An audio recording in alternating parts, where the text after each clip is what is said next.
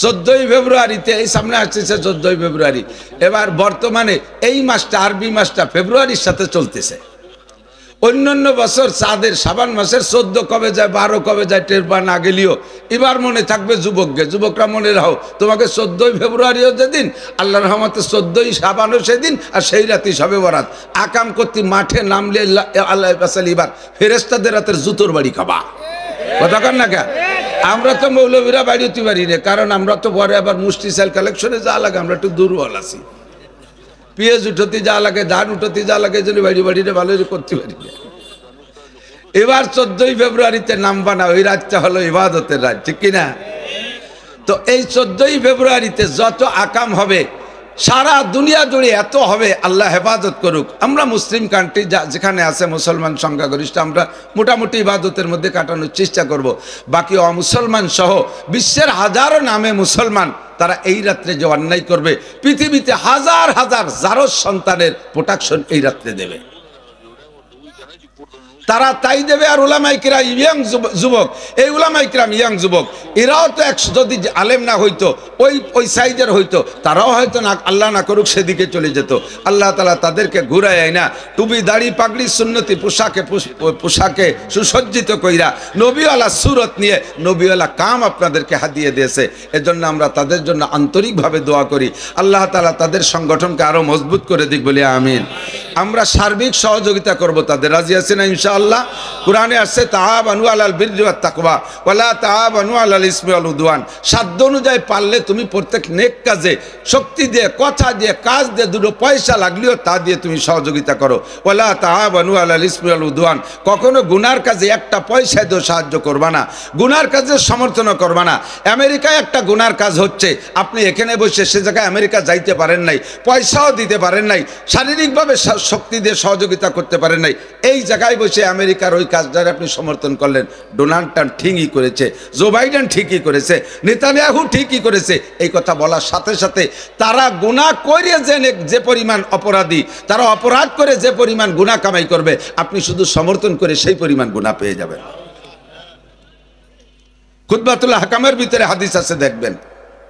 আবার ফিলিস্তিনের মুসলমানরা যে কাজ করতেছে, কাফেরের মোকাবেলায় লড়তেছে, গাজার মুসলমানরা মুজাহিদরা লড়তেছে, আমি টাকাও দিতে পারছি না, যাইতেও পারছি না, শুধু এখানে বসে ফিলিস্তিন গাজা বাইতুল মুকাদ্দাসের পক্ষ নিয়ে মনের ভিতরে একটু জ্বালা ব্যক্ত করব, ভিতরে একটু জ্বালা তৈরি করব, মুখে মাঝে মাঝে সমর্থনের কথা আসলে একটু বলবো, তাতেই ওরা জেহাদ করে যে নেকি পাবে, আপনি বাংলাদেশে বসে সেই নেকি পাবেন। কাফের মুশরিকরা মুসলমানরা, মুসলমানদের নামধারী মুসলমানরা যে আকামগুলো করছে, আবিষ্কার করেছে, এগুলোকে যদি আপনি সমর্থন করেন আর বলেন যে না বিনোদন তো কিছু লাগে, একেবারে অত কড়াহলি চলে না, এত কড়াহলি চলে না। সুবি সাহেবের বেটা সুবি সাহেব, উনি না কই একটু জাকি দেওয়ার সাথে সাথে তারা আকাম করে যে গুনাহ পাবে, আপনি মসজিদে বসে তাই পাবেন।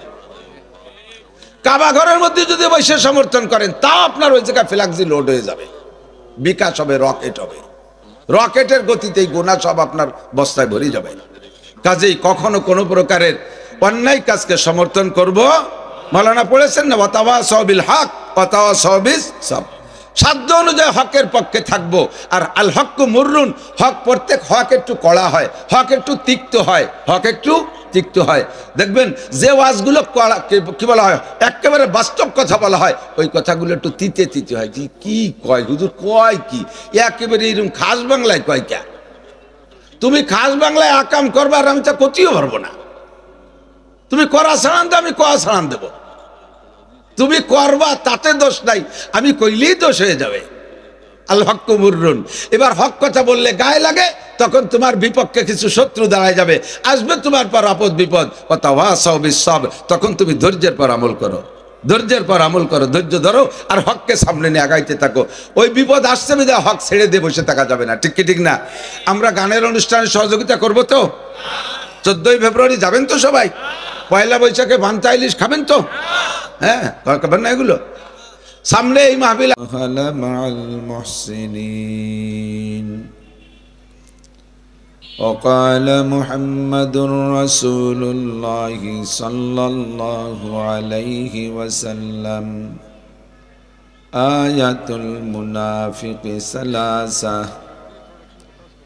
ইযা হাদ্দাসা কাযাবা ওয়া ইযা ওয়া'আদা আখলাফা ওয়া ইযা আতুমিনা খান ওয়া ফি রিওয়ায়াতিন ওয়া ইযা তাকাল্লামা ফাজারা আও কামা ক্বালা আলাইহিস সালাতু ওয়াস সালাম সুবহানাকা লা ইলমা লানা ইল্লা মা 'আল্লামতানা ইন্নাকা আনতাল আলিমুল হাকীম রব্বি ইশরাহ লি সাদরি ওয়া ইয়াসসির লি আমরি ওয়াহলুল 'উকদাতাম মিন লিসানি ইয়াফকাহু কওলি রব্বি জিদনি ইলমা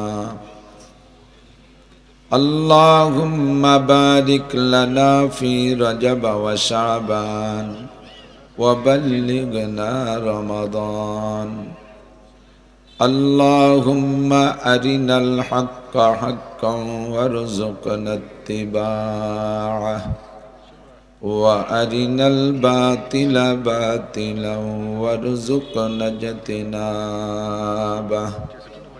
সকলে বলি আমিন।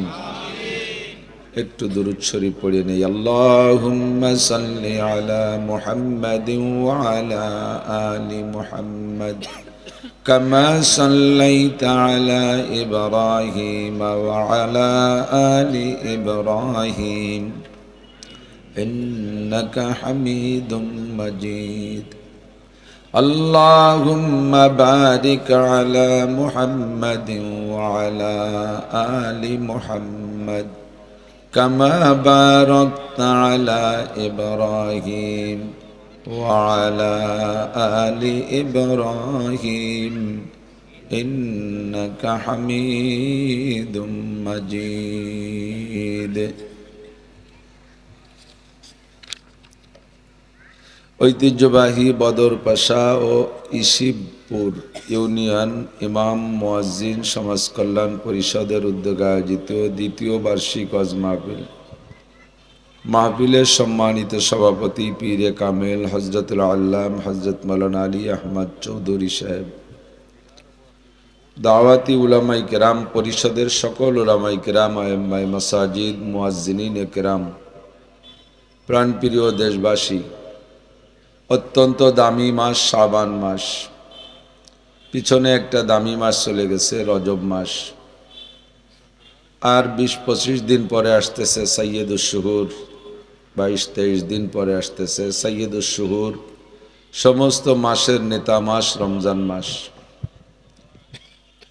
চলতি মাসটা অত্যন্ত দামি, যে মাসের ১৪ই শাবান দিবাগত রাতের ইবাদত সম্পর্কে আহলে সুন্নাত ওয়াল জামাতের আকীদা, চার মাযহাবের উলামায়ে কিরামের অধিকাংশের ঐক্যমত এ রাতটা বড় বরকতময় রাত। এ রাতের ওসিলায় এ মাসটা দামি। দামি মাসের দামি সময় মুত্তাসিল বাদ মাগরিব ওয়াজ করা শোনার সুন্নতি টাইম। আল্লাহ পাক রব্বুল আলামিন এই অঞ্চলের হাজারো লাখো মানুষের মধ্য থেকে বাছাই ছাঁটাই করে মূল্যবান সময়ের মূল্য দিয়ে সুন্নতি টাইমের অনুসরণ করে আমাদেরকে আসার বসার তৌফিক ইনায়াত করেছেন, এজন্য শুকর আদায় করি আলহামদুলিল্লাহ। ইউনিয়নের সকল উলামায়ে কেরাম, মুয়াজ্জিন, আইম্মায়ে কেরামদের প্রতি আমরা শ্রদ্ধা জানাই। উলামায়ে কেরামের যা দায়িত্ব তারা তা পালন করেছে। উলামায়ে কিরামকে নবী আলাইহিস সালাতু ওয়াস সালাম ওয়ারাসাতুল আম্বিয়া বলে ঘোষণা দিয়েছেন। বিদায় হজের সময় হুজুর খুতবা দিচ্ছিলেন, আসরের নামাজের পরে আয়াতটা নাজিল হয় খুতবার ভিতরে। আরাফাতের ময়দানে, বর্তমানে যেখানে মসজিদে নামিরা হাজী সাহেবরা গিয়েছেন দেখেছেন, আরাফাতের ময়দানে একটা বড় মসজিদ। এই পোলাপানগুলোকে কন্ট্রোল করার চেষ্টা করতে, ওরা আওয়াজ বোঝে না, অনর্থক এসে এসে পরিবেশ নষ্ট করে। সময় কম, এ গুছাইতে গেলে সময় নষ্ট হয়ে যাবে, খেয়াল করি। তো যেখানে বর্তমানে অনেক বড় একটা মসজিদ, সারা বছরও মসজিদের ভিতরে নামাজ হয় না, বারান্দা খোলা থাকে। হাজী সাহেবরা যারা জিয়ারায় যায় তারা বারান্দায় নামাজ পড়ে। শুধু হজের সময় 9 তারিখে মসজিদটা খোলা হয়। এখানে দাঁড়িয়ে হুজুর আলাইহিস সালাতু ওয়াস সালাম উটের পিঠে বসে, দাঁড়িয়ে নয়, উটের পিঠে বসে হুজুর খুতবা দিচ্ছিলেন। 100 লক্ষর মতো সাহাবা সামনে ছিল। খুতবার শেষ দিক যাইয়া একটা আয়াত নাজিল হয়ে গেল ওই খুতবা রানিং অবস্থায়।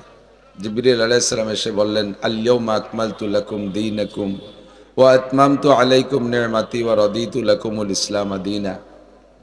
অধ্যকার দিনে তোমাদের জন্য আমি দিনকে পূর্ণ করে দিয়েছি। ওয়া আতমামতু আলাইকুম নি'মাতি, আমার পক্ষ থেকে যে নিয়ামত তোমাদের জন্য বরাদ্দ ছিল সে নিয়ামত আজকে পূর্ণ হয়ে গেল। রাদিতু লাকুমুল ইসলাম দীনা, দুনিয়া অনেক ধর্মের চর্চা চলতেছে, তন্মধ্যে শুধুমাত্র ইসলামের উপরে আমি সন্তুষ্ট আছি। ইসলাম ধর্মই একমাত্র ধর্ম বলে আল্লাহ পাক রব্বুল আলামিন ঘোষণা দিলেন। আয়াতের শাব্দিক তর্জমা আপনাদেরকে বললাম, শুনাইলাম। সাহাবায়ে কেরামরা তো ব্যাখ্যা সহ বুঝতেন। হযরত ওমর ইবনে খাত্তাব রাদিয়াল্লাহু তাআলা আনহু আয়াত শুনে খুশিতে হযরত আবু বকরের গলা জড়িয়ে ধরে খুব আনন্দ উল্লাস করতেছিলেন। ভাই, আল্লাহ তাআলা আমাদের মেহনত কবুল করেছেন, আমাদের দিনকে আল্লাহ পূর্ণ করে দিয়েছেন, আমাদের জন্য নিয়ামত পূর্ণ করে দিয়েছেন, আমাদের ইসলামের পর আল্লাহ সন্তুষ্ট হয়ে গেছে, বলি আলহামদুলিল্লাহ। তো হযরত ওমর যতটুকু বুঝছেন, ওমরের বুঝ অনুযায়ী সে তা নিয়ে আনন্দ করতেছেন। সিদ্দিক আকবর আবু বকর কোনো খুশি না, বেজার বেজার ভাব। এই বেজারের ভিতর দিয়ে হযরত ওমরকে বলতেছে, ওমর তুমি কি জন্য এত খুশি? কয়, হুজুর ভাই এই আয়াতের পর সন্তুষ্ট হয়ে গেছি, খুব খুশি হয়ে গেছি। তো হযরত আবু বকর বলতেছেন, আয়াত যদিও আল্লাহ পাক রব্বুল আলামিনের কালাম, এরপর সন্তুষ্ট থাকতেই হবে, তবে এর ভিতরে আমি তো বুঝতেছি ভিন্ন সিগন্যাল আসছে। কি সিগন্যাল আসছে? কয় যে এর ভিতরে আমি বুঝতেছি নবী আলাইহিস সালাতু ওয়াস সালাম হায়াত শেষ হয়ে গেছে। কিভাবে বুঝলেন? শায়ের তার ফার্সি শেরের ভিতরে বলে, উর্দু শেরের ভিতরে বলে, ফুল বননে কে খুশি সে মুস্কুরাতা হাই কলি, क्या खबर थी ये तगय्युर मौत की पैगाम है, फूल तो कुछ दिन बहारे जिंदगी दिखला गए, हसरतुन गुंचू पे है जू बिन के मरचा गए। প্রত্যেকটা ফুল শুরু হয় একটা ছোট্ট মুকুল নিয়ে, একটা কলি নিয়ে, ধীরে ধীরে কলিটা বড় হয়। আর ফুলের বাগানের মালি পোলাপান যদি গাছ লাগায়, তারা বারবার এসে দেখে আজকে আমাদের গোলাপ ফুলের কলিটা, মুকুলটা একটু বড় হয়েছে, কালকে আর একটু বড় হয়েছে। আর ফুলটাও সে বড় হওয়ার জন্য নিজে নিজে খুব মুস্কুরায়, খুব নিজে উল্লাসিত হয় যে আমি বড় হব, আমি ফুটবো, আমি বড় হব, আমি ফুটবো একদিন। এই করতে করতে করতে করতে ফুলটা একদিন ফুটে যায়। তো তার সূচনা থেকে নিয়ে, সেই মুকুল থেকে, কলি থেকে নিয়ে ফুটতে যতদিন লাগে, ফুটা হয়ে গেলে আর সে অতদিন থাকে না। এরপরে অল্পক্ষণের ভিতরে পাপড়ি জড়া শুরু হয়ে যায়। আবু বকর বলতেছেন, ভাই ওমর, আমাদের ইসলামের ফুলের মুকুল, নবুয়াতি ফুলের মুকুল আজ থেকে 63 বছর আগে শুরু হয়েছে। ইসলামের ফুলের মুকুল আজ থেকে 23 বছর আগে শুরু হয়েছে। তো ধীরে ধীরে ফুটতে ফুটতে আজকে ফুলটা ফুটে গেছে। আল্লাহ সেই ঘোষণা দিলেন, এখন ফুলটা পুরো ফুটে গেছে।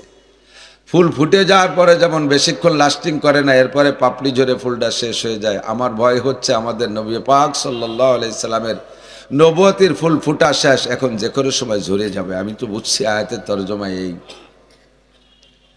হযরত ওমর বললেন, আল্লাহ তাআলা আপনাকে যে সমঝ আর জ্ঞান দিয়েছে, এটা সাহাবাদের মধ্যে আর কেউকে তা দেয় নাই।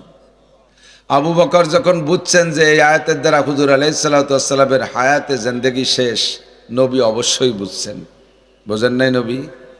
নবী বুঝা আল্লাহ পাক রব্বুল আলামিনের কাছে হয়তো প্রস্তাব পাঠিয়েছে, আল্লাহ আমার হায়াত যেহেতু শেষ, আনা খাতামুন নবিয়্যিন লা নবিয়্যা বাদি, আমি শেষ নবী, আমার পরে আর কোনো নবী আসবে না। একথা যদি সত্য হয়, তাহলে নবুয়তি এই দিন ধরে রাখার জন্য তো একজন রাহবার লাগবে, গার্জিয়ান লাগবে, এর জিম্মাদার লাগবে, এর আমির লাগবে। এটা কাকে দিয়ে যাব? আমি চলে যাওয়ার পরে তো আমির শূন্য হয়ে যাবে, কারাই জিম্মাদারি পালন করবে?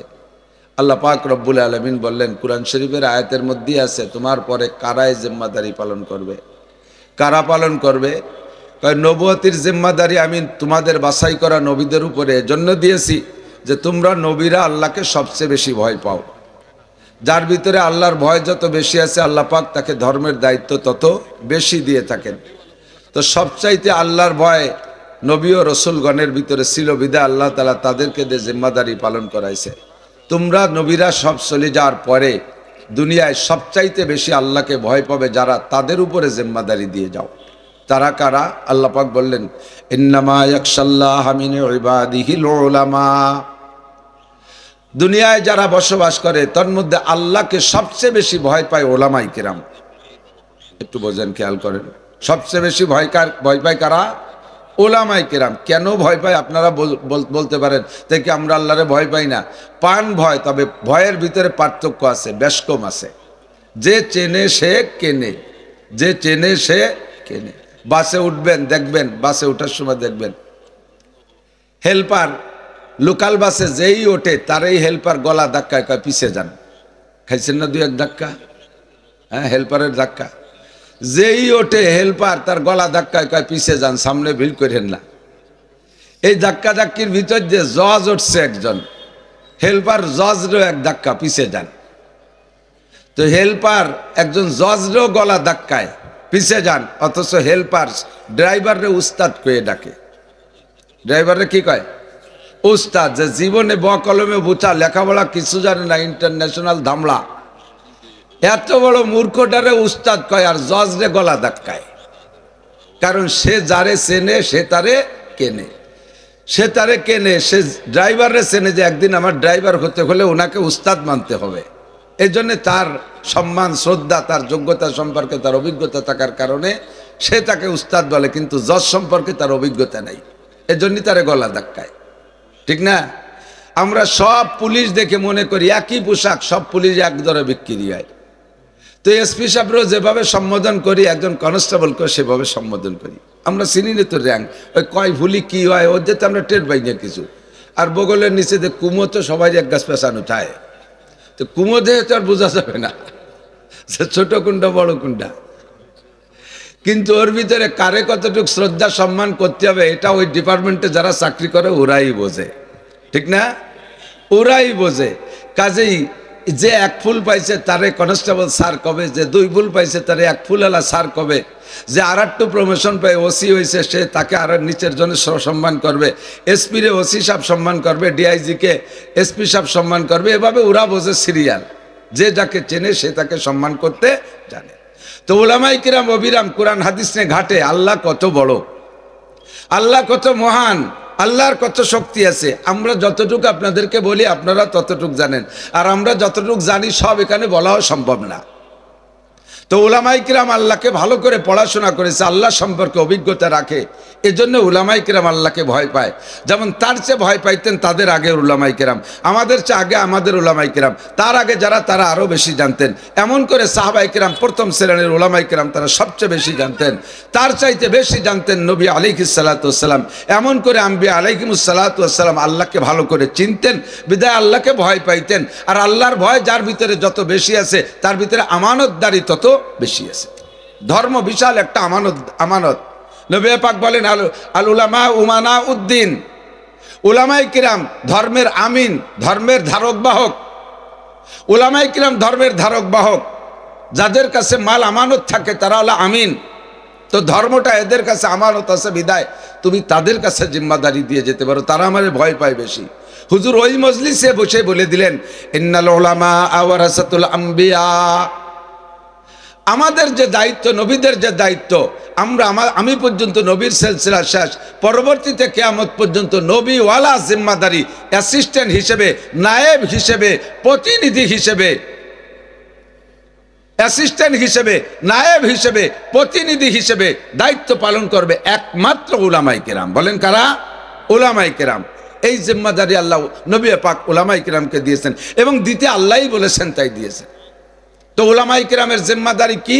উনরা মাঝে মাঝে মমতাজে কনসার্ট দেবে, কথা কয় না, জারি গান দেবে, যাত্রা গান দেবে, কোনো সার্কাস করবে, 14ই বৈশাখে 14ই ফেব্রুয়ারিতে দেশে ছেলেমেয়ে নিয়ে আনন্দ ফুর্তি করে বেড়াবে, 21শে ফেব্রুয়ারিতে রাতভর খালি বা এটি বেড়াবে আকাম করে করে। এ দায়িত্ব যাদের তারা করে বেড়াচ্ছে। উলামায়ে কিরামের যা দায়িত্ব তার একটা অংশ আপনাদেরকে আজকে দিয়েছে, আলহামদুলিল্লাহ। সবাই বলেন আলহামদুলিল্লাহ। আল্লাহ পাক আমাদেরকে এদের সাথে থাকার তৌফিক দান করেন। ইয়াং জেনারেশন উলামায়ে কিরাম বেশিরভাগই সবই দাড়ি কাটা, অনেকেই আমার এই মৌলানা আবুল বাশার তো আমার ছাত্রই, মৌলানা ফখরুল, এরা রাজর মাদ্রাসায় পড়েছে, আমি তখন রাজর পড়াইতাম। তাদের সমসাথী যারা ক্লাসে না পড়লেও অধিকাংশই আমার ছাত্রদের সাথী হবে। ইয়াং যুবকদের ভিতরে আল্লাহ তাআলা উলামা ইকরামদেরকে যে অনুপ্রেরণা, তাদের ভিতরে যে স্পৃহা দিয়েছে, তার বহির প্রকাশ আজকে আপনাদের সুন্দর একটা মাহফিল উপহার দিয়েছেন। এখানে বসে কমপক্ষে জামাতে নামাজ পড়েছেন বড় করে, এ একটা ফজিলত পেয়েছেন। আসর থেকে মাগরিব পর্যন্ত বয়ান করছে আমার প্রাণপ্রিয় ছাত্র হযরত মাওলানা মুফতি তরিকুল ইসলাম সাহেব, সেও আমার ছাত্র। তার আগে বয়ান করেছে হযরত মাওলানা আলী আহমদ সাহেব পীর সাহেব হুজুর। তো এই সব কথার ভিতরে প্রত্যেক এক একটা মাসালার বিনিময়ে আপনি পেয়েছেন কমপক্ষে 60 বছর নফল নামাজ ও নফল রোজার সওয়াব। তো এত বড় ফজিলত আর কোথায় আছে? অন্য যেখানেই যাবেন সেখানেই গুনাহ দেবে আপনাকে। যে কয় অনুষ্ঠানের নাম আগে কইছি, হেডলাইন শিরোনাম কইছি, ওই সব জায়গা নেকি হয় না গুনাহ হয়। 14ই ফেব্রুয়ারিতে, এই সামনে আসছে 14ই ফেব্রুয়ারি, এবার বর্তমানে এই মাসটা, আরবি মাসটা ফেব্রুয়ারির সাথে চলতেছে। অন্যান্য বছর চাঁদের শাবান মাসের 14 কবে যায় 12 কবে যায় টের পা না গেলেও এবার মনে থাকবে যুবককে। যুবকরা মনে রাখো, তোমাকে 14ই ফেব্রুয়ারিও যেদিন, আল্লাহর রহমতে 14ই শাবানও সেদিন, আর সেই রাতে শবে বরাত। আকাম করতে মাঠে নামলে আল্লাহ এবার ফেরেশতাদের রাতের জুতোর বাড়ি খাবা। কথা কন না কে? আমরা তো মৌলবীরা বাড়ি হতে পারি না, কারণ আমরা তো পরে আবার মুষ্টি সেল কালেকশনে যা লাগে, আমরা একটু দুর্বল আছি। পেঁয়াজ উঠতে যা লাগে, ধান উঠতে যা লাগে, যদি বাড়িটা ভালো করতে পারি না। এবার 14ই ফেব্রুয়ারিতে নামবা না, ওই রাতটা হলো ইবাদতের রাত, ঠিক কিনা? তো এই 14ই ফেব্রুয়ারিতে যত আকাম হবে সারা দুনিয়া জুড়ে এত হবে, আল্লাহ হেফাজত করুক। আমরা মুসলিম কান্ট্রি যেখানে আছে মুসলমান সংখ্যাগরিষ্ঠ, আমরা মোটামুটি ইবাদতের মধ্যে কাটানোর চেষ্টা করব। বাকি অমুসলমান সহ বিশ্বের হাজারো নামে মুসলমান, তারা এই রাত্রে যে অন্যায় করবে, পৃথিবীতে হাজার হাজার জারজ সন্তানের প্রোটেকশন এই রাত্রে দেবে,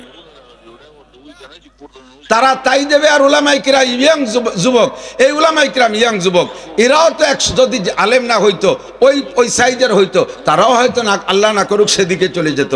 আল্লাহ তাআলা তাদেরকে ঘুরায় আইনা টুপি দাড়ি পাগড়ি সুন্নতি পোশাকে সুসজ্জিত কইরা নবীওয়ালা সুরত নিয়ে নবীওয়ালা কাম আপনাদেরকে হাদিয়ে দিয়েছে। এজন্য আমরা তাদের জন্য আন্তরিকভাবে দোয়া করি, আল্লাহ তাআলা তাদের সংগঠনকে আরো মজবুত করে দিক বলে আমিন। আমরা সার্বিক সহযোগিতা করব তাদের। রাজি আছেন না ইনশাআল্লাহ? কোরআনে আসছে তাআবানু আলাল বিররি ওয়াত তাকওয়া ওয়ালা তাআবানু আলাল ইসমি ওয়াল উদওয়ান। সাধ্য অনুযায়ী পারলে তুমি প্রত্যেক নেক কাজে শক্তি দিয়ে, কথা দিয়ে, কাজ দিয়ে, দুটো পয়সা লাগলেও তা দিয়ে তুমি সহযোগিতা করো। ওয়ালা তাআবানু আলাল ইসমি ওয়াল উদওয়ান। কখনো গুনার কাজে একটা পয়সা দিয়েও সাহায্য করবা না, গুনার কাজে সমর্থন করবা না। আমেরিকায় একটা গুনার কাজ হচ্ছে, আপনি এখানে বসে সে জায়গায় আমেরিকা যাইতে পারেন নাই, পয়সাও দিতে পারেন নাই, শারীরিকভাবে শক্তি দিয়ে সহযোগিতা করতে পারেন নাই, এই জায়গায় বসে আমেরিকার ওই কাজটার আপনি সমর্থন করলেন। ডোনাল্ড ট্রাম্প ঠিকই করেছে, জো বাইডেন ঠিকই করেছে, নেতানিয়াহু ঠিকই করেছে। এই কথা বলার সাথে সাথে তারা গুনাহ করে যে পরিমাণ অপরাধী, তারা অপরাধ করে যে পরিমাণ গুনাহ কামাই করবে, আপনি শুধু সমর্থন করে সেই পরিমাণ গুনাহ পেয়ে যাবেন। খুতবাতুল হাকামের ভিতরে হাদিস আছে, দেখবেন। আবার ফিলিস্তিনের মুসলমানরা যে কাজ করতেছে, কাফেরের মোকাবেলায় লড়তেছে, গাজার মুসলমানরা মুজাহিদরা লড়তেছে, আমি টাকাও দিতে পারছি না, যাইতেও পারছি না, শুধু এখানে বসে ফিলিস্তিন গাজা বাইতুল মুকাদ্দাসের পক্ষ নিয়ে মনের ভিতরে একটু জ্বালা ব্যক্ত করব, ভিতরে একটু জ্বালা তৈরি করব, মুখে মাঝে মাঝে সমর্থনের কথা আসলে একটু বলবো, তাতেই ওরা জেহাদ করে যে নেকি পাবে, আপনি বাংলাদেশে বসে সেই নেকি পাবেন। কাফের মুশরিকরা মুসলমানরা, মুসলমানদের নামধারী মুসলমানরা যে আকামগুলো করছে, আবিষ্কার করেছে, এগুলোকে যদি আপনি সমর্থন করেন আর বলেন যে না বিনোদন তো কিছু লাগে, একেবারে অত কড়াহলি চলে না, এত কড়াহলি চলে না। সুবি সাহেবের বেটা সুবি সাহেব, উনি না কই একটু জাকি দেওয়ার সাথে সাথে তারা আকাম করে যে গুনাহ পাবে, আপনি মসজিদে বসে তাই পাবেন। কাবা ঘরের মধ্যে যদি বসে সমর্থন করেন, তাও আপনার ওই জায়গায় ফ্ল্যাক্সি লোড হয়ে যাবে, বিকাশ হবে, রকেট হবে, রকেটের গতিতেই গুনাহ সব আপনার বস্তায় ভরে যাবে। কাজেই কখনো কোনো প্রকারের অন্যায় কাজকে সমর্থন করব, মাওলানা পড়েছেন না, ওয়াতাওয়াসাউ বিল হক ওয়াতাওয়াসাউ বিস সাবর, সাধ্য অনুযায়ী হকের পক্ষে থাকবো। আর আল হক মুররুন, হক প্রত্যেক হক একটু কড়া হয়, হক একটু তিক্ত হয়, হক একটু তিক্ত হয়। দেখবেন যে ওয়াজগুলো কি বলা হয়, একেবারে বাস্তব কথা বলা হয়, ওই কথাগুলো একটু তিতে তিতে হয়। কি কয় হুজুর, কয় কি একেবারে এরকম খাস বাংলায় কয় কে, তুমি খাস বাংলায় আকাম করবা আর আমি তা করতেও পারবো না। তুমি করা ছাড়ান তো আমি কয়া ছাড়ান দেব, তুমি করবা তাতে দোষ নাই, আমি কইলেই দোষ হয়ে যাবে। আল হক্কু মুররুন, এবার হক কথা বললে গায়ে লাগে, তখন তোমার বিপক্ষে কিছু শত্রু দাঁড়ায় যাবে, আসবে তোমার পর আপদ বিপদ, ওয়াতাওয়াসাউ বিস-সাবর, তখন তুমি ধৈর্যের পর আমল করো, ধৈর্যের পর আমল করো, ধৈর্য ধরো আর হককে সামনে নিয়ে আগাইতে থাকো। ওই বিপদ আসছে বিধায় হক ছেড়ে দিয়ে বসে থাকা যাবে না, ঠিক কি ঠিক না? আমরা গানের অনুষ্ঠানে সহযোগিতা করবো তো? 14ই ফেব্রুয়ারি যাবেন তো সবাই? পয়লা বৈশাখে ভান্তা ইলিশ খাবেন তো? হ্যাঁ, খাবেন না এগুলো? সামনে এই মাহফিল আসলে ইনশাল্লাহ হাত দিয়ে, পয়সা দিয়ে, পকেট দিয়ে, কথা দিয়ে সহযোগিতা করবেন তো ইনশাআল্লাহ? কারা কারা করবেন ইনশাআল্লাহ? আজকেই যদি পয়সা লাগে দিয়ে যাবেন তো কিছু ইনশাআল্লাহ? এই কয়জন নামায় ফেলাইছে, তাড়াতাড়ি হাত উঁচু রাখতে হবে, পয়সার পক্ষে করলি তো কি বলা, মাশাআল্লাহ, হাত নামান। আই দোস্ত আগার যা তলবি যাবতু বকশাম ওস যাসে আজিজ আস্ত বগো আবতু বকশাম। দোস্ত রে, এক দোস্ত ঢেলি দিচ্ছে, দোস্ত তুমি যদি আবার জানো চাও তাও দিয়ে দেবো, এর চেয়েও যদি ভালো কিছু চাও থাকে চাও তাও দিয়ে দেবো। কিছুক্ষণ পরে দোস্ত কয়, দোস্ত 20 টাকা দে। আয় দোস্ত আগার যা তলবি যাবতু বকশাম, আয় দোস্ত আগার জার তলবি সুখানদারি না। দোস্ত জান চালি জান দেবো, কিন্তু টাকা পয়সা যেন চাইও না কোনো সময়। এটি তো হবে না। ওয়াজাহিদু বিল্লাহি ফি সাবিলিল্লাহি বিআমওয়ালিকুম ওয়া আনফুসিকুম। আল্লাহর দ্বীনকে নিয়ে সামনে লড়তে হলে এই যা করতেছেন এটাও কিন্তু জিহাদের একটা অংশ। কথা বলেন, এটাও জিহাদের একটা অংশ। শয়তানের সাথে আমরা জিহাদ করতেছি, আর প্রত্যেকটা জিহাদের আয়াতের ভিতরে খুঁজে দেখবেন আল্লাহ তাআলা আগেই চাইছে ওয়াজাহিদু ফি সাবিল বিআমওয়ালিকুম, আগে মাল দাও, এরপরে ওয়া আনফুসিকুম। যুদ্ধ করতে আগে জান লাগে না মাল লাগে? যুদ্ধ করতে আগে জান লাগে না মাল লাগে?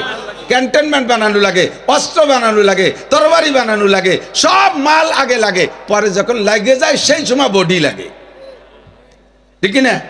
এই জন্য আমরা যখনই মাল চাইবে তখন কৃপণতা করবেন। আপনাদের এলাকার মানুষের ঘরে ঘরে বিদেশ আছে, মোটা মোটা টাকা কামাই করে, কেন দেবেন না? আপনারা দিয়ে সহযোগিতা করবেন যাতে ওলামায়ে কেরামের ঘাড়ে না পড়ে। আমার সময় কম, অল্পক্ষণের ভিতরে কথা বলতে গেলে খালি সময় চলে যায়, এমনি সময় তো যায় না। এই শুরু হতে হতে তাকি দেখি 8 ঘন্টা হয়ে গেল। আমার দিক, আমি যে আয়াত পড়েছি, নবী পাক সাল্লাল্লাহু আলাইহি ওয়াসাল্লাম একদিন আসরের পরে সাহাবায়ে কিরামদেরকে নিয়ে বসছেন, এরকম প্রায় বসেন, পাহাড়ের পাদদেশে ছায়া জায়গায় বসেন। এরকম তো সুন্দর প্যান্ডেল ছিল না, কারেন্টের লাইটও ছিল না, মাইকও ছিল না। হুজুরের বয়ানের মধ্যে, আওয়াজের মধ্যে একটা মুজিজা ছিল। আওয়াজের দিক দিয়ে সাহাবায়ে কিরাম বাহ্যিক আওয়াজে, নগদ আওয়াজে সবচাইতে বেশি আওয়াজওয়ালা 2 জন সাহাবা, একজনের নাম আমার জেনতে ছুটে গেছে, অনেক আগে দেখছি, আর মনে নাই যে কোন কিতাবে দেখছে, এই জন্য সংগ্রহ করতে পারি না। একজনের নাম মনে আছে, তিনি হযরত আব্বাস রাদিয়াল্লাহু তাআলা, হুজুরের চাচা। উনার মুখের আওয়াজ জোরে যদি চিল্লাই বলতো তাহলে 8 মাইল দূরে যাইত, এত ভালো মাইক। অবশ্যই 2 মাইল দূরে যাচ্ছে না, 2 মাইল দূরে গেলে বোঝা যায় না, হয়তো একটা শব্দ শোনা যায়, কি কয় তা বোঝা যায় না। ক্লিয়ার আওয়াজে হযরত আব্বাসের মুখের আওয়াজ 8 মাইল দূরে থেকে বোঝা যাইত। উনার বাড়ি থেকে 8 মাইল দূরে একটা খেজুর বাগান ছিল, ওই বাগানে যে মালিক কাজ করতো, ওক্তলি উনি বাড়িতে ডাক দিত, এ আব্দুর রহমান খাইয়ে যা, আর ওই জায়গাতে শুনিয়ে এসে খেয়ে যেত। আর হুজুর আলাইহিস সালামের মুখের আওয়াজ ছিল মুজিজা, যতটুক লাগতো ততটুক। 5 জন মানুষকে কথা বলতেছেন, 5 জন পর্যন্ত সীমাবদ্ধ, বাইরে যাইতো না। একজনের সাথে গোপনে বলবেন, 1 জন পর্যন্ত সীমাবদ্ধ, 2 জনে শুনবে না। 1 লক্ষ মানুষ বসা আছে, হুজুর বয়ান করবেন, সামনের পার কাছের মানুষটা যে আওয়াজে শোনে, 1 লক্ষ সিরিয়ালের দূরের মানুষটা সেই আওয়াজেই শুনতে। হুজুরের আওয়াজ আলো মুজিজা, এটা ভিন্ন। তো হুজুর আসরের পরে এমন করে বয়ান করতেছেন, বেশ সাহাবায়ে কিরাম বসা, আচানক একটা শব্দ আসছে। শব্দটা শুনে সবাই থ খেয়ে গেছে, কেঁপে গেছে। মদিনার বিভিন্ন এলাকা থেকে মানুষ সবাই শুনছে, আওয়াজটা শুনিয়ে সবাই রসুলের দিকে, মদিনার দিকে দৌড়ে আসতেছে, মসজিদে নববীর দিকে। আইয়ু সাউতিন হাজিহি, আইয়ু সাউতিন হাজি, এটা কিসের শব্দ? শব্দটা আসছে এবার মাটির নিচ থেকে। আর কিয়ামতের সময় ইসরাফিল আলাইহিস সালামের সিংহার ফুঁকো আসবে কোন দিক থেকে? মাটির নিচের থেকে শিরশির করে উঠতে থাকবে। তো সাহাবায়ে কিরাম বা মদিনাওয়ালারা ভয় পাচ্ছে যে কি কিয়ামতের সিগন্যাল নাকি, কিয়ামতের আওয়াজ নাকি, নিচের থেকে আসতেছে শব্দটা। আবার জানে যে নবী পাকের জীবদ্দশায় কিয়ামত হবে না, তাহলে শব্দটা কিসের শব্দ? শব্দ হলে তো দুনিয়ায় ফাঁকা জায়গায় হবে, উপর থেকে আসবে, এটা নিচের থেকে আসে কে? সাহাবায়ে কিরাম যারা বসা ছিলেন তারাও জিম ধরে গেছে, হুজুরও চক্ষু বন্ধ করছে। এর মধ্যে জিবরিল আসছে। জিবরিলকে হুজুর বললেন, জিবরাইল আইয়ুসাউতিন হাযিহি, এটা কিসের শব্দ? জিবরাইল বললেন, হুজুর আল্লাহ তাআলা জাহান্নাম পূর্ণ তৈরি করে, জাহান্নামকে পূর্ণ তৈরি করে এরপরে জাহান্নাম কত নিচে গভীর এইটা বোঝানোর জন্য উপর থেকে একটা পাথর ছেড়ে দিছে। যেদিন জাহান্নাম কমপ্লিট হয়েছে কত লক্ষ বছর আগে আল্লাহই ভালো জানে, সেই দিন পাথরটা ছাড়ছে। আর ওই পাথরটা আজকে নিচে যে পড়ছে সেখান থেকে শব্দ আসছে। পাথরটার ওজন কতটুক? জিবরিলকে হুজুর জিজ্ঞেস করছে, ওজন কতটুক হবে? এই পাথরটা যদি জমিনের উপরে রাখা হয়, সারা পৃথিবীর বর্তমানে যত মানুষ আছে সকলে মিলে জাগানোর চেষ্টা করে 1 আঙ্গুল পরিমাণ উঁচু করতে পারবে, এর বেশি না। এত ভারী পাথর জাহান্নামের উপর থেকে ছেড়ে দিলে লক্ষ লক্ষ বছর পরে যাইয়া নিচে পড়লো। এই জাহান্নাম কত গভীর। সাহাবায়ে কেরাম বললেন, হুজুর জাহান্নাম তো এত গভীর, এর সব জায়গায় কি জাহান্নামীরা থাকবে? তল উপর সব মিলিয়ে? বলে হ্যাঁ, সব নিচেও থাকবে। তো সাহাবায়ে কেরাম বললেন, হুজুর যারা জাহান্নামের উপরে আগুনের উপরে ভাসমান থাকবে তারা আপনার কথা অনুযায়ী ইউসাফু আহলুন নার ফায়ামুরু বিহিমুর রাজুল মিন আহলিল জান্নাহ বাবুল হাউজে আশ-শাফা, মিশকাত শরীফের ভিতরে আছে বাবুল হাউজে আশ-শাফা। এই শিরোনামে অনেক হাদিস আছে, সুপারিশের বিভিন্ন কোয়ালিটি আছে। এক এক কায়দায় এক এক দল সুপারিশ পেয়ে বের হয়ে চলে যাবে। যারা চোখের সামনে পড়বে তারা চোখের সামনে বড় বড় আলেম উলামা পীর নবী পয়গম্বর এদের চোখের সামনে পড়বে আর দেখে দেখে সুপারিশ করে বের করে নেবে। হুজুর ওই জাহান্নামের তলে যারা পড়ে থাকবে ওরা তো কোনো ভালো মানুষের চোখে পড়বে না, ওকে তো সুপারিশ করার কেউ থাকবে না। যারা জেল খাটছেন মাঝে মাঝে 2-1 খাটাকা জেল খাটার লোক থাকলে কইতে পারেন, যারা হাজত তাজত খাটছেন, আপনারা হাজত খেটে কিছুদিন পরে বেরোয় আসছেন, কিন্তু কিছু কিছু কয়েদি জেলখানায় আছে যাদের নামে যাদের পক্ষে কোনো উকিল নেই। ওই চট্টগ্রাম ধরা পড়ছে, সেখান থেকে চালান হইতে হইতে মাদারীপুর জেলখানায় চলে আসছে। ওদের গার্জিয়ানরাও জানে যে মনে হয় মারা গেছে, অবাইচে নাই, এই জন্য তাদের জন্য কোনো তদবিরও নাই। এই কয়েদিগুলো আজীবন জেলখানায় পড়ে থাকে, ওর ভিতরে তাদের মরণ হয়, ওখান থেকে তাদের সমাধি হয়। আছে না এরকম? তো হুজুর বললেন, সাহাবায়ে কিরাম বললেন, হুজুর এইরকম কিছু কয়েদি অত নিচে পড়ে থাকবে তাদের পক্ষে তো কথা বলার কেউ থাকবে না, ওখানে কারা থাকবে? ওই জায়গায় কারা পড়ে থাকবে? দেখাইলেন এইটা কাফেরদের জেলখানা জাহান্নাম, এটা ইহুদিদের জাহান্নাম, ওইটা নাসারাদের জাহান্নাম, এটা হিন্দুদের জাহান্নাম, এটা মুশরিকদের জাহান্নাম, ওইটা বুদ্ধদের জাহান্নাম। এই জাহান্নামের এত নিচে কারা থাকবে? হুজুর বললেন, ইন্নাল মুনাফিকিনা ফিদ দারকিল আসফালি মিনান নার। জাহান্নামের ওই গভীর তলদেশে থাকবে যারা, তারা হলো আমার উম্মতের মধ্যে যারা মুনাফিক। কারা? মুনাফিক। মুনাফিক অত নিচেই থাকবে। সাহাবায়ে কিরাম বলেন, হুজুর কাফেররা কেন নিচে থাকবে না, মুনাফিকরা কেন সবচেয়ে নিচে থাকবে? হুজুর বলেন, মুসলমানদের জন্য, পিওর মুসলমানদের জন্য কাফেররা যত বড় ক্ষতিকারক তার চাইতে বেশি ক্ষতিকারক মুনাফিক। কাফেররে কাফের বলে চেনা যায়, তার থেকে সরে থাকা যায়। হিন্দুদেরকে কাফের জানি, আত্মীয়তা করি না। মুশরিকদেরকে কাফের জানি, আত্মীয়তা করি না, তাদের সাথে সম্পর্ক করি না। ইহুদ নাসারাদেরকে কাফের জানি, তাদের সাথে সম্পর্ক করি না, তাদের থেকে সরে থাকি। কিন্তু মুনাফিক হলো মাথায় টুপি থাকবে, মুখে দাড়ি থাকবে, গায়ে জুব্ব থাকবে, তোমাদের সাথে নামাজও পড়বে, তোমাদের সাথে রোজাও রাখবে, তোমাদের সাথে হজ উমরাও করবে, তোমাদের সাথে তাবলীগও করবে, তোমাদের মধ্যে বক্তা হয়ে ওয়াজও করবে। এমন এমন গুণের মানুষ, ফাঁকে তারা মুনাফিক। এই মুনাফিকরে চেনা বড় কঠিন, ওর হাত থেকে, ওর ক্ষতির হাত থেকে বাঁচা বড় কঠিন। এই মুনাফিকে ইসলাম রে যত ক্ষতি করেছে কোনো কাফের ওই পরিমাণ ক্ষতি করতে পারে না। এই জন্য মুনাফিকদের স্থান, ইন্নাল মুনাফিকিনা ফিদ দারকিল আসফালি মিনান নার, মুনাফিকের স্থান হবে জাহান্নামের সবচাইতে নিচে। সাহাবায়ে কিরাম বললেন, হুজুর তাহলে একটু তাড়াতাড়ি বলেন, ওমা আয়াতুল মুনাফিক, মুনাফিকদের আলামত কি? কি দেখে আমরা মুনাফিকরা চিনব আর তার থেকে সরে থাকব? অথবা আমাদের মধ্যে এই মুনাফিকি দোষ আছে নাকি? আমরা একটু বলেন, আমরা মুনাফিকি দোষ থাকলে তার থেকে আমরা বেরিয়ে আসি। ওমা আয়াতুল মুনাফিক, মুনাফিকদের আলামত কি? নবী পাক বললেন 5টা কথা আমার জানা আছে, আরো অনেক আলামত আছে। এক হাদিসের মধ্যে হুজুর বলেন, আয়াতুল মুনাফিকে সালাসা, মুনাফিকের আলামত তিনটা, একটু বলেন কয়টা? মুনাফিক মিথ্যা কথা বলে, যে মুনাফিকই করে, যে মিথ্যা কথা বলে তারে যদি ডাইরেক্ট আপনি বলেন মুনাফিক, সে কিন্তু রেগে যাবে, আপনার বিপক্ষে অ্যাকশনে আসবে, অথচ সে কাজ করতেছে মুনাফিকি, তারে সতর্ক করে দিলে সে আরো বিরক্ত বোধ করে, ঠিক না?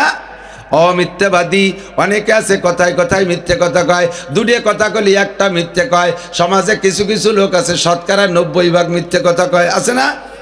অথচ নামাজ পড়ে, অথচ রোজা রাখে, অথচ তবলিগে যায়, অথচ হজ উমরা করে, দান খয়রাত করে, বাহ্যিকভাবে ভালো কামও করে।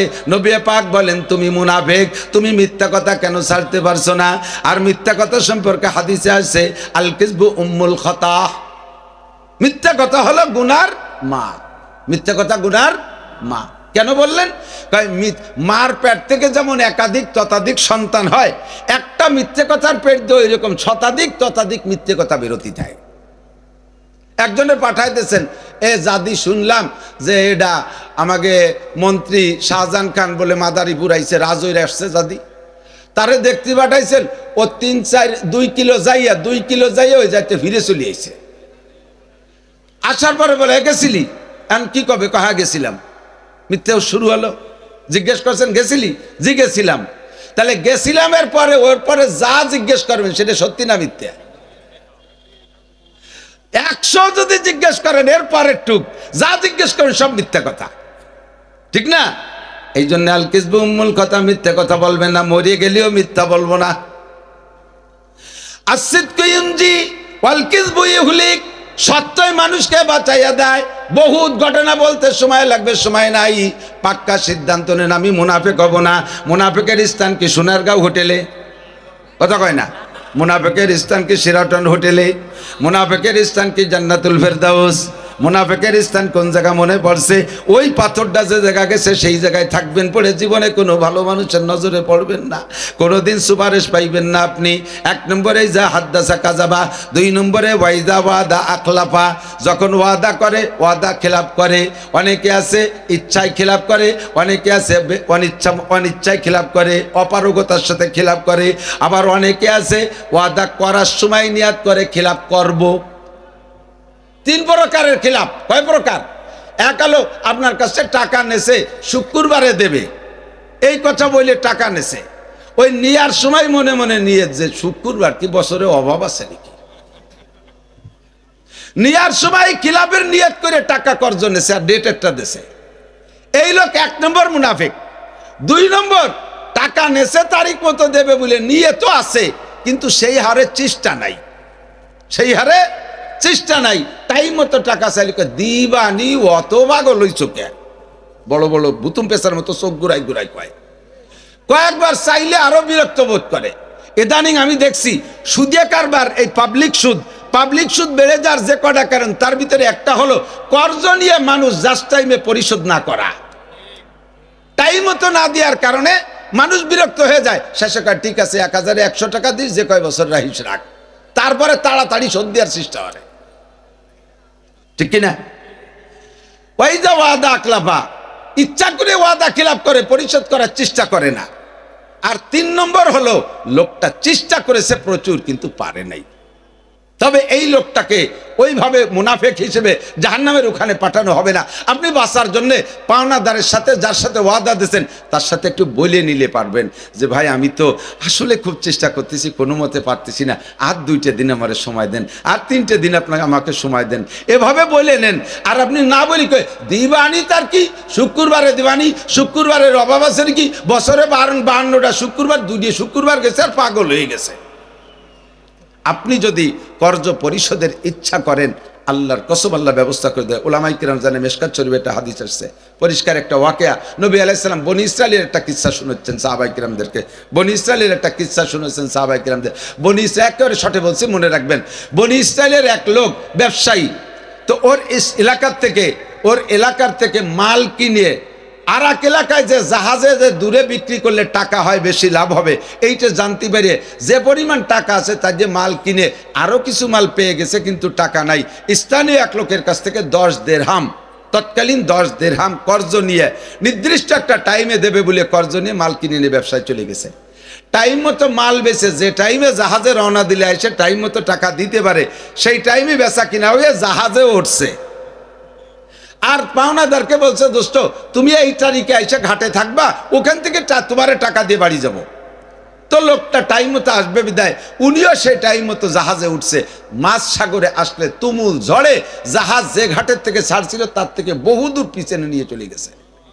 জাহাজ যাই এক সরের পর উঠছে। লোকটা আল্লাহ ওয়ালা দিনদার এই কান্নাকাটি শুরু করেছে, আল্লাহ এবারই কি আমি মুনাফেক হয়ে গেলাম নাকি, আল্লাহ এবার আমি মুনাফেক হয়ে গেলাম নাকি। এখন চেষ্টা তো আমার করতে হবে, আমার যা আছে চেষ্টা কিভাবে করব, ডাক মানি অর্ডার কোনো ব্যবস্থা নাই, বিকাশ টিকাশের তো গন্ধই নাই, কিভাবে দেব। তো বিকাশ বাদ দিয়ে উনি এখন বাস খুঁজছে, পাইছে একখান বাস, দুই মাথায় গিরিয়ে ওই বাসের মাঝখানে যে ফাঁকা জায়গা, ওই জায়গা পকেট পরিমাণ খুঁজছে, ওর ভিতরে ওই 10 দিরহাম ঢুকোই দিয়ে, আর এই সমস্যা কোন কারণে উনি আসতে পারে নাই, সমস্যাটা একটা চিঠিতে লিখে ওর মধ্যে ঢুকাইয়া ওই জায়গা বাসটুক দিয়ে তৎকালীন সিস্টেমে লেমিনেটিং করিয়া সাগরের মধ্যে ছেড়ে দিয়েছে। আল্লাহ তোমার কাছে দিয়ে দিলাম, পাওনাদারে পৌঁছাই দিও। সাগরের মধ্যে টাকা ছাড়িয়ে দিয়েছে, আমার যা চেষ্টা আছে তা আমি করছি, বাকি তোমার জিম্মা। ওর টাকা ছেড়ে দিয়া নিজেও জানে যে এ টাকা অবশ্যই যাবে না, তবে আমার যা করার তাই আমি করছি, তারিখ মতো আমি ছেড়ে দিচ্ছি। যে তারিখে ঘাটে জাহাজ আসবে আর ওই পাওনাদার টাকা নেবে, সেই তারিখ মতো পাওনাদার ঘাটে আসছে। তো পাওনাদার ঘাটে এসে দেখে কোনো জাহাজ, ওই ঝড়ের কারণে ওই দিকে এলাকায় জাহাজ আসতে পারে না, তারিখ মতো একটা জাহাজ আসতেছে, তারিখ মতো একটা জাহাজ আসতেছে। কিন্তু জাহাজটার ভিতরে আলাদা একটা কারিশমা। জাহাজ সাগরের পারে যারা গেছেন তারা দেখেছেন, বিশাল বিশাল জাহাজ, দূরে দেখা যায় যেন একটা মেজ, একটা কুড়িয়ে ঘর, একটা কচুরি পানা, যত কাছে আসে তত বড় দেখায়। আর এই জাহাজটা দূরে মেলা বড় দেখা যাচ্ছে, যত কাছে আসে তত ছোট হয়। উনি ভয়তে চলিয়ে যাওয়ার কায়দা, যে আল্লাহ এ কি ভূত প্রেত নাকি, তা আল্লাহ জানে। জাহাজ দূরে থাকতে ছোট হবে, কাছে এসে বড় হবে। আরে দূরই বড়, দাঁড়ে আছে আর ছোট, এ কোনো দেও দানব নাকি, তা আল্লাহ জানে। তারপরও চিন্তা করতে, যা থায় মরণ কপালে থাকলে মরবো, ভয়টায় যা থাকে সবকিছু উপেক্ষা করে বসে রয়েছে, যে দেখি শেষ ফিনিশিং কি দেখি। আস্তে আস্তে আস্তে আস্তে দেখেছে জাহাজ একখান বাস। বলবেন না সুবহানাল্লাহ, জাহাজ একখান বাস। তখন উনি চিন্তা করলেন যে ভাসমান বাস, পরের বাস নেব। আবার চিন্তা করলেন যেই বাসটা দূরে থাকতে জাহাজ দেখলাম, সেই বাস দাঁড়িয়ে এসে বাস হয়ে গেল, এর মধ্যে কি যেন আছে, যদি কিছু নাও হয় তমপক্ষে ভাসমান বাস, এর তো আর কোনো ওয়ারেস নাই, মালিক নাই, বাড়ি নিয়ে কত লাকড়ি বানা হিসেবে ব্যবহার করতে পারবো। এইগুলো বাসখান উঠাই নিয়ে বাড়ি নিয়ে বউরে কইছে, এটা কুড়াল দাও একটু ভারী, ভিজে বাস অত জাল দেওয়া যাবে না, ভাড়িয়ে দিই। কুড়াল দিয়ে যখন কোপ দিয়ে ফাড়ছে, চকচক করে 10 দিরহাম, আর সে কাগজ চিঠিখান বেরিয়ে গেছে। চিঠি পড়িয়া দেখে যে ওনার টাকা পাঠাই দিছে। টাকা উঠাইলেন, চিঠি পেয়া, চিঠি এবং টাকা সেই বাসের মধ্যে আবার বইয়ে রেখে বিস্তারিত বউরে শুনাইয়া আটকায় রাখছে। এরপরে ওনার টাকা যখন পেয়ে গেছে, উনি তার তারিখ মতো ঘাটে যারা তারিখ মতো যেই পাইছে, কিন্তু পরে তার খবর নেওয়ার দরকার নাই। ওই লোক পরে জাহাজের সময় জাহাজ ছাড়ছে 1 সপ্তাহ পর আসছে, আইসা টাকা নিয়ে বাড়ি না যাইয়া ডাইরেক্ট ওই লোকের বাড়ি চলে গেছে। উনি তো জানে যে সে টাকা পাই নাই, তার টাকা তো তারা দিতে হবে। আইসে বাড়ির সামনে এসে থরথরায় কাঁপতিছে আর সালাম দিছে, আসসালামু আলাইকুম আফিল ভাইতে ফুলান, ও ভাই বাড়ি আছেন, ভাই বাড়ি আছেন, ভয়তে কাঁপা কাঁপা কণ্ঠে বলতেছে। লোকটা আওয়াজ পাইয়ে খুশিতে দৌড়ে এসে জড়ায় ধরছে। এ লোক মনে করছে যে টাকা তারিখ মতো দেই নেই বলে বাঁধতে ফেলবে বলে জড়ায় ধরছে। ভাই আল্লাহর কসম আপনি আমারে মারেন না, আমি আপনার টাকা নিয়ে আসছি, যে সমস্যায় টাকা দিতে পারিনি একটু শুনবেন। ভাই বসেন, সবই হবে। বসাইয়া ঘরের থেকে বাসখানা নিয়ে দেখাইছে, এই বাস কি আপনি ছেড়েছিলেন? দুইজন কান্দে, ওয়াল্লাযীনা জাহাদু ফীনা লানাহদিয়ান্নাহুম সুবুলানা ওয়া ইন্নাল্লাহা লামাআল মুহসিনিন। আল্লাহ পাক বলেন, তুমি আমাকে পাওয়ার জন্য চেষ্টা করো, তোমার চেষ্টা যেখানে যে শেষ হবে সেখান থেকে আমার রহমত শুরু হবে। ও বান্দা, তুমি ওয়াদা পূরণের জন্য চেষ্টা করো, আমি আল্লাহ পাক তোমার ওয়াদা পূরণ করার ব্যবস্থা করে দেব। হাজারো পথ আছে আমার, সাগরের মধ্যে বাস ভরে টাকা চাইরা দেবা, আমি আল্লাহ বাসকে জাহাজ বানায়া মালিকের কাছে পৌঁছাই দিতে পারি। কিন্তু তুমি ওয়াদা খিলাফ করার নিয়ত করে লেনদেন করো, ওয়াদা খিলাফ করার নিয়ত করেই তুমি এভাবে কথা অঙ্গীকারবদ্ধ হও, এই সমস্ত কারণে তুমি খিলাফ হয়েও যায়, তোমার ওয়াদা পূরণ করার ব্যবস্থা আল্লাহ পাক রব্বুল আলামিন করে না। অবশেষে তোমার নাম লেখা হবে মুনাফিকের খাতায়। আলেম হও আর জালেম হও, পিসাব হও আর মুরিদ সাহেব হও, জায়গা ঠিক করে রাখো। ওয়াদা কেন খিলাফ করো, ওয়াদা কেন খিলাফ করো? আমরা বক্তারা বহুত জনে বহুত দাওয়াত রাখি, দেখি তো যাই দেখি যে এলাকার কর্তৃপক্ষ পাগল হয়ে গেছে, কান্নাকাটি করতেছে, যে দাওয়াত দিচ্ছে সে হয়রান হয়ে গেছে, মানুষের সামনে আসতেছে না। কি হয়েছে? বক্তা একটু আগে কইছে আসবো না। মাথায় একটা বাড়িতে মেরি ফেলানোর মতো একটা গজব চাপে তার মাথার পর, ঠিক কি ঠিক না? কেন যাব না? আল্লাহর ফজলে, আল্লাহর ফজলে ছোট রাখি আর বড় রাখি, খাতায় লেখি আর মুখে বলি, এখনো পর্যন্ত আমার কোনো দাওয়াত আমি মিস করিনি। আপনাদের কাছে দোয়া চাই যেন আল্লাহ আমাকে এই কথার পর ঠিক থাকার তৌফিক দেয়। যতদিন আমি ঠিক থাকতে পারবো ততদিন যেন আল্লাহ আমার মাঠে রাখে। যে সময় আমার খেলাফ হয়ে যাওয়ার ভয় হবে, শারীরিক দুর্বলতা, অসুস্থতা, সে সময় যেন আল্লাহ আমাকে এ কাজে না লাগায়, দিনের অন্য কাজে যেন লাগায়। 3 নম্বরে ওয়াইজা তুমি না খান, মুনাফিকের আর একটা আলামত, ওয়াদা কি বলা হয়, তার কাছে আমানত রাখলে খেয়ানত করে। ক্যাশিয়ারের কাছে আমানত ক্যাশ মারি দিয়ে বসে রয়েছে। মসজিদের ক্যাশিয়ার, তার কাছে ক্যাশ, মসজিদের কাজ করবো, হ্যাঁ ক্যাশিয়ার সব টাকা রেডি করেন, সেক্রেটারি সভাপতি তারা এত্তেলা দিয়েছে আগামী শুক্রবার থেকে সকলের উপস্থিতিতে মসজিদের এই কাজ হবে। সেক্রেটারি ক্যাশিয়ার কয় দিবানি সামনে শুক্রবারে না, একটু সময় দেন, আমি সেটাই যে মাইয়ের বিয়ে দিছি। তুই মসজিদের ক্যাশের টাকা কর্তৃপক্ষের পরামর্শ ছাড়া তাই যে মাইয়ে বিয়ে দিছি, তোর মাইয়ের বিয়েও টেকবে না। ও তালাক খাবে, যতবার বিয়ে দিবি অতবার। তুই নিজে বিয়ে হচ্ছিস ক্যাশের টাই দিয়ে, তোরও বউ চলে যাবে 3 মিটার সাথে। ছেলের মুসলমানি দিছি, ও মুসলমানিও টেকবে না, বছরে একবার দেয়া লাগবে। কিভাবে টেকবে না তা করলাম না। দোকানে পুঁজি কাটাইছিস, আগুন লেগে ছাই হয়ে যাবে। জমি কিনছিস, ও জমিও ভুয়ো হয়ে যাবে, তোর নামে দলিল হবে না। আর তোর কারণে ক্ষুধার গজব হচ্ছে। তোর ঠিকানা জাহান্নামের ওই নিচের ক্লাসে, নিচে পড়া, আরবিতে কয় মিসফালা। মক্কায় মিসফালা দেখছেন না? মিসফালার মিসফালা কয় কেন জানেন? মক্কার সাইডটা হলো উঁচু আর ওই জায়গায় নিচে। মিসফালা মানে নিচে পড়া, ওই সাইডটা নিচে পড়া। জাহান্নামের নিচে পড়ায় থাকবা, উঠিয়ে কথা কতি পারবা না। ওয়াইজা তুমি না খান। 4 নম্বর হলো ওয়াইজা তাকাল্লামা ফাজারা। আর ব্যাখ্যা দিচ্ছি না, শুধু তরজমা, আমার সময় শেষ। ওয়াইজা তাকাল্লামা ফাজারা, মুনাফিকের আর একটা আলামত হলো কথায় করতে গেলে বকাবকি করে, গালাগালি কাজাকাজি করে, কথায় কথায় পাঠার মতো বকে। আছেন না, দেখছেন না? কথার চাইতে গালি দেয় বেশি। আর আমাদের বাংলাদেশের ওই নেতা বড় বড় মানে খুব মজবুত নেতা, যে নেতা কথায় কথায় বকানি দিতে পারে, এই নেতা খুব বাগা নেতা। আছে না নাই? যত বকানি দিয়ে নেতা সাজবা তত চটকারি খাবা। এই যে নেতা সাজতে গেলে একটু শালীন ভাষায়, ভদ্র ভাষায় নেতা সাজো। বাংলার জমিনে সব দলের ভিতরে সর্বধরনের নেতারাই আছে, বলবো না, এখন সময় খারাপ, বলার দরকার নেই দোস্ত। ওই যা তাকাল্লামা বাজারা, নেতারা যা করে করে, আমরা মুখ খারাপ করবো না। জিব্বের মালিক কে? আল্লাহ বলে, আল্লাহ পাক বলেন আলাম নাজআল্লাহু আইনাইন ওয়া লিসানা ওয়া শাফাতাইন। তোর চোখকে আমি দিছি না, তোর মা বাপ দিছে। তোর ঠোঁটার জিব্বেকে আমি আল্লাহ দিছি না, তোর মা বাপ তোর নেতা দিছে। কেন তোর চোখরে তোর ইচ্ছা মতো ব্যবহার করবি? যেহেতু চোখ আমি দিছি, আমার হুকুম মতো চোখ ব্যবহার করবি, নইলে মরার 10 বছর আগে চোখ কানা করে ছাড়িয়ে দেবো। চোখে কিছু দেখবি না, পায়খানার দরজা খুঁজে পাবি না, বিছান ভরে হাঁকবি, একেবারে ভাত কটা চোখ দিয়ে দেখতে পারবি না, হাইট দিয়ে কাটা দিয়ে একসাথে গিলবি, গলায় বাজে মরবি। চোখরেও জায়গা ব্যবহার করেছিস, জবানকে খারাপ জায়গা ব্যবহার করছিস। মরার 10 বছর আগে প্যারালাইসিস করে কাজ করে তো খালি আমলাবি আর নালাবি আর কথা কথি পারবি না। এই জবানকে অসৎ কাজে ব্যবহার করছিস, এই জন্য জবান ফেলাই দেবো। জবানের মালিককে? ভাষা খারাপ করনেওয়ালা মুনাফেক। 5 নম্বরে আর একটা কথা বলে শেষ। হুজুর বলেন মুনাফেকের আর একটা আলামত হলো মসজিদে যায় সবার পিছে, বেরোয় যায় সবার আগে। এরকম মুসল্লি তো এদিক নাই। আরে বাবা, জুমর দিনের খুতবা আজান বাদাই দিয়ে একদল যায়, ইমাম সাহেবের গড়ি দেখা লাগে না, অমুক মোল্লা আইছে বলে আইছে, তাহলে টাইম হয়ে গেছে। লাস্টে এক মোল্লা বাহি থাকে, ওই মোল্লা আসলে বোঝা যাবে যার টাইম নাই, গড়ি দেখা লাগে না। আছে না এরম মোল্লা? আবার সালাম ফিরানোর সাথে ভাষা ফিরাই দিয়ে দৌড় মারে, কিন্তু শুধু বড় জিলাপি টিলাপি থাকলে সেই দিন একটু বসে, তাই ছাড়া সালাম ফিরাতে যে দেরি। মসজিদে যায় সবার পিছে আর বেরোয় যায় সবার আগে। এইটা হলো মুনাফেক। হুজুর বলেন এই মুনাফিক আলামত যাদের মধ্যে আছে তাদের নাম মুনাফিক, আর মুনাফিকের স্থান হলো ফি দারকিল আসফালি মিনান নার, জাহান্নামের সর্বনিম্ন তলদেশে। আল্লাহ তাআলা আমাদেরকে কমপক্ষে 5টা মুনাফিকের গুনাহ থেকে, আলামত থেকে বেঁচে থাকার তৌফিক দান করে। সবাই বলি আমিন, সবাই বলি আমিন। আমার টাইম মাগরিব বাদ পর্যন্ত, মাগরিবের আগ পর্যন্ত ছিল।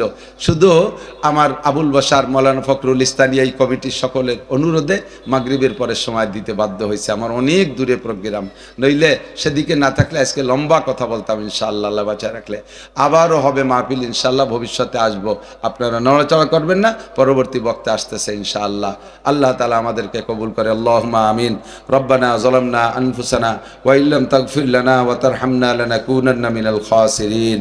রব্বানা ফাগফির লানা যুনুবানা ওয়া কাফির আন্না সাইয়্যাতিনা ওয়া তাওয়াফানা মাআল আবরার। আল্লাহ আমাদের গুনাহ খাতা মাফ করে দেন।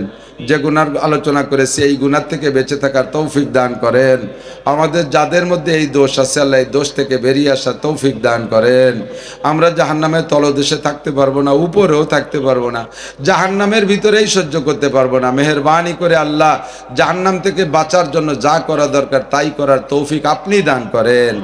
জাহান্নামে যাইতে যা লাগে আল্লাহ তার থেকে বাঁচান, আপনি নিজ হাতে আমাদের বাঁচায় দেন। আল্লাহ উলামা পরিষদ, ইমাম পরিষদ, মুয়াজ্জিন পরিষদকে আপনি ভরপুর কামিয়াব করেন।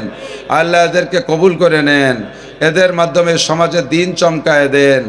আল্লাহর প্রত্যেক সদস্যকে আল্লাহ দিনের হাদি হিসেবে কবুল করে নেন, সহি ওয়ারাসাতুল আম্বিয়া হিসেবে কবুল করে নেন।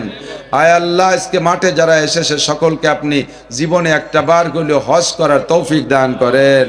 আয় আল্লাহ যারা গিয়েছে তাদের মরার আগে আর একটা বার হলেও যাওয়ার তৌফিক দান করেন। আয় মেহেরবান আল্লাহ পরিষদের সকল অভাব অনটন দূর করে দেন, এদের মাধ্যমে সমাজের উন্নয়নমূলক অনেক কাজ করারও তৌফিক দান করেন। আয় আল্লাহ পরবর্তীতে যারা আলোচনা করবে তাদের জবান থেকে সহি হক কথা বের করে দিয়েন, আমাদের সব কথার পর আমল করার তৌফিক দান করেন। সাল্লাল্লাহু তাআলা আলা খায়রি খালকিহি মুহাম্মাদিন ওয়া আলিহি ওয়া আসহাবিহি আজমাইন বিরহমাতিকা ইয়া আরহামার রাহিমিন।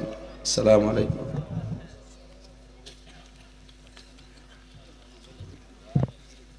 আলহামদুলিল্লাহ।